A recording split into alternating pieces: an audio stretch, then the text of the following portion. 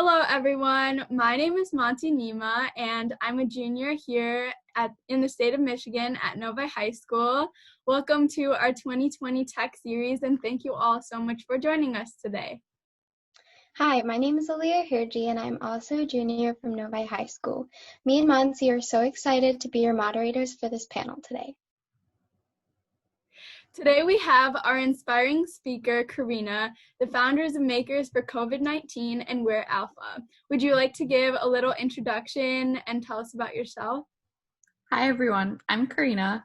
Thank you so much for both of you for having me, and I am super happy to share my story. I started off with Wear Alpha, which is a 3D printed clothing line, among so many other things. I also love to teach young girls about 3D printing because 3D printing is kind of like my thing, as you will probably tell. And due to COVID-19, I launched Makers for COVID-19, which sounds a little repetitive, but is actually a group of makers or 3D printer owners that have joined forces from across the country and now across the world to 3D print PPE, personal protective equipment for medical workers everywhere. That's so cool. How did you get interested and involved with 3D printing? That's like my favorite question to answer because everything starts off when I was in my first year of high school, and I was really lucky to attend a technical high school. It was actually called Brooklyn Technical High School, and every freshman was mandated to take a digital design and modeling class, and I took that class, and I was inspired by my female teacher to pursue STEM further, and it was all because of her that I really wanted to dive deeper into engineering. And I joined a few clubs, and before I knew it, I was doing Girls Who Code. And then the next summer, I was interning at NYU, where I taught other people how to 3D print. And I was doing all these really fun things. And I realized that, what I was really doing was just a bunch of different types of engineerings. Like I was doing programming, I was doing mechanical engineering in my last 2 years of high school. And as much as I loved all of it, I realized that my love for all fields of engineering came from my passion for 3D printing, which to me really represented engineering because you could really build something out of nothing. And that's what 3D printers symbolized for me. And I realized that I got to explore this beautiful side of engineering, but what I really love is 3D printing, and that's at the heart of it. And that's when, going into college, I got my first 3D printer. Now I'm at 4 3D printers, and they are very affordable. So don't think that this is like, just a girl going crazy with 3D printers. Two of my 3D printers were actually $150 with shipping. So just to break down that myth, 3D printers are pretty affordable nowadays and don't require any engineering background to get started with. So that's my little spiel on how I got started with 3D printing. Wow, that's really cool. I definitely relate in how you said that you first got inspired by your teacher. I actually had two of my teachers and related to my computer science classes were both really inspiring for me. And so I also think that your whole project in general with 3D printing is so cool, and we would love to hear a little bit more about what you've done to help healthcare workers in the front line right now. Yeah. And to go off that note that you mentioned earlier about teachers, I think it's so important to have more female teachers in STEM roles. I know in my school, we only had one female STEM teacher for the whole STEM school. And, it did have its effects, which were probably not too noticeable, but I do wish we had some more representation there. So that's something I'm constantly fighting for. But going back to your question of makers for COVID-19 and how all of that started. So I'm currently now going into my sophomore year of college. I just finished my freshman year. And so in my freshman year, I had my 3D printers back then. I recently got a new one. And that's awesome. Yeah, it's a new type of 3D printer. You can see them all right there. 2 of them, and then one down there.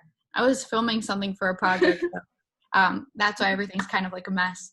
But basically the way that things were going is I was traveling, trying to teach more girls about 3D printing to inspire them to further pursue STEM. And I was doing that, and at the same time trying to run Alpha and, make 3D printed clothing, because to me, I thought, what better way to express your inner maker than something that's actually 3D printed? Like, there's no better way for an engineer to express themselves than an engineered hoodie.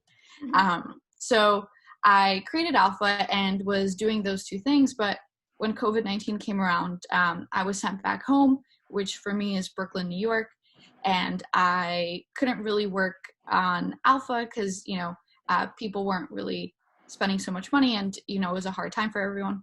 And at the same time, I couldn't really travel to teach more young girls about 3D printing. And so the way things kind of ended up is I had 3 3D printers that weren't doing anything, and I was interested in finding out more about, what is this thing that people are raving about in the 3D printing community that's, PPE. And, the first things that went through my mind were like, there's no way that they can take a 19-year-old's 3D printed PPE. Like, we've not come to that bad of a situation. But little did I know that we had come to that bad of a situation.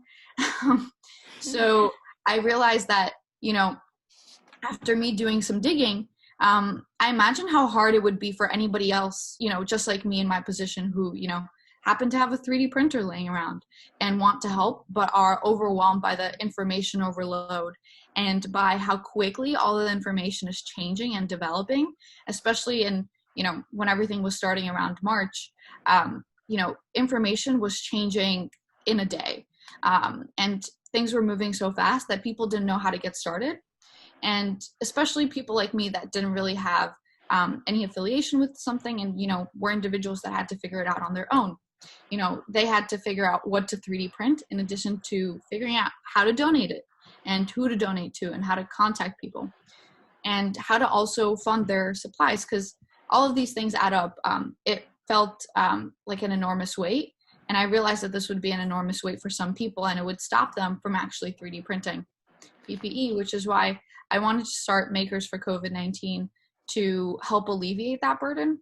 And very quickly, what I thought would be just a support group for people to talk about technical help and talk about information and really break it down grew into a group that's now working in 4 different countries, if you count the US, working in all of the 50 states, and has donated tens of thousands of units of PPE. So this has grown way larger and bigger than I could ever expect it. So it's crazy to see how much this has grown in the past few months alone.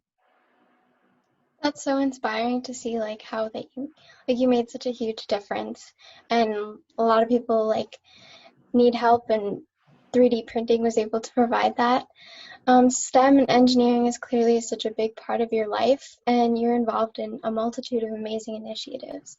Do you have any advice for students on how to become an effective leader and build an effective team? Yeah, I think, that's a question that I've struggled with for a while. I always found it difficult to be a good leader and to find a strong team. But I think one thing that I've learned from Makers for COVID-19 is that being a good leader comes from really being a good listener. You have to be able to listen, and you have to be able to understand where your teammates are coming from. And above all else, I really think that being a good leader also means knowing how to fail and just taking the punches with all the good. And I think in my case, there have definitely been lots of failures and lots of circumstances that I've experienced that were hard and really hard to overcome. But I think, getting used to that failure and really just accepting it as an opportunity to learn and to grow has been an opportunity for myself and something that I've been able to take advantage of. And I think, a great example is, the first version of where Alpha was, in my mind, a complete failure. Nobody knows what first version Alpha looks like other than a few people. But believe me, it's not something you would have thought was pretty or resembled anything that Alpha is today, whether it be the clothing, the values, or anything else. And, that was something that I failed at and that I learned tremendously from. And it was that experience that prepared me to be a better leader for experiences like this.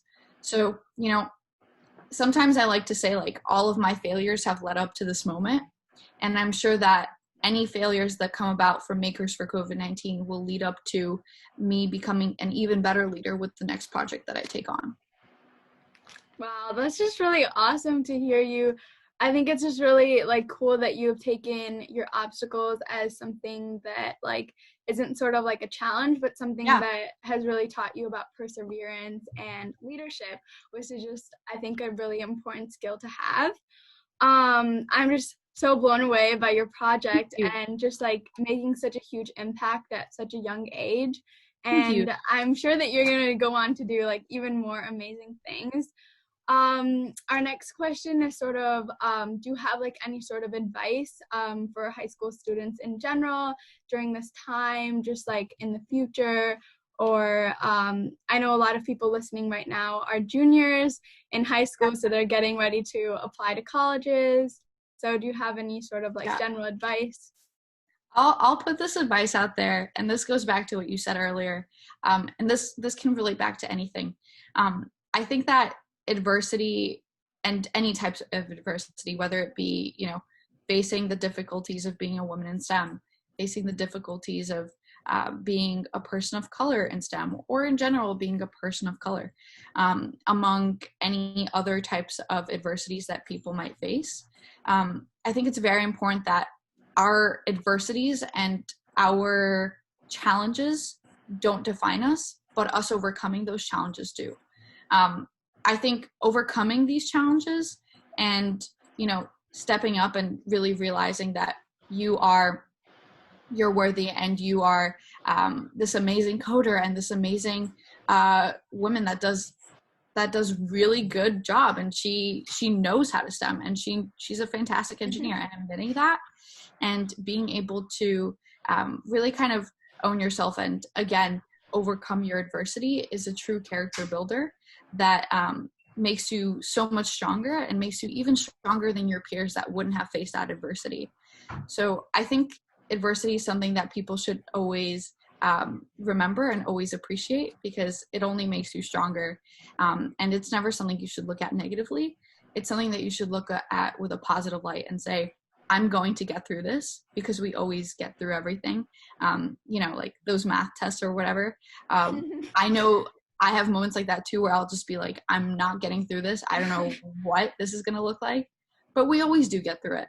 Yeah. So having that trust in yourself, and also just knowing that you will overcome it and you'll be stronger afterwards, is a mindset that I take with me into every single challenge, whether it's small or big, or even just getting through the day. So I think that's very important to keep in mind, and something that I would like to share with everyone out there, teen or not. I think this is something that is helpful, especially with keeping positive and staying positive. I 100% agree. I'm like so blown away by just like the impact that you've made, and I could honestly hear you speak for hours. That was just really motivational to hear, and I think it's really important for everyone to hear that message. Thank you. I think that's some really great insight on how to like believe in yourself and use those challenges to become a better version of yourself and trust yourself. And you just learn a lot from those experiences. We really appreciate you talking to us and giving us such great advice. And thank you for everyone for joining us, and we hope you learned a lot.